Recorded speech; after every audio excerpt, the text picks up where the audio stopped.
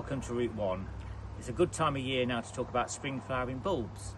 Lots of people would like an array of spring flowering plants within their garden, but here at Route 1 we're going to do a spring flowering layered pot, which most people class as lasagna. As you know, Route 1 likes to mix things up, and we're going to call ours a trifle. So first of all, we need to start with a pot, and to make it easier for you, we've cut a pot in half to start our layered planting. Start with a few crops at the bottom, and using a good quality compost, i.e. bulb fibre, we're going to add the first lot to the pot. So we're going to start our first layer of the trifle by using tulips. I've picked out a selection of Red Riding Hood.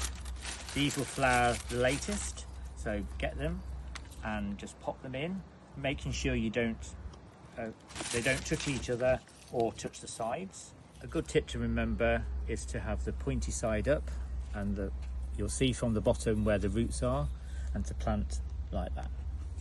I'm now getting ready to fill the next layer, and this layer I have picked the daffodil, which will then, the tulips will come between the daffodil, and I've gone for King Alfred this time, which is a nice bright single trumpet yellow.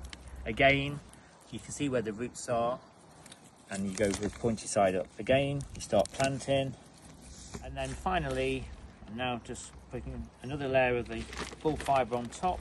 We've gone for a firm favourite, which is the crocus. These flower the first in the spring, about March time. And again, these are smaller, but even still, they've got a base and the top. So these you can really pack in, and this is your top layer of the trifle. And to finish off the trifle planter, we're going to put a layer of grit on the top. Bearing in mind, you can see that I'm doing it with a half cut pot. Obviously you will be using a full pot, likewise.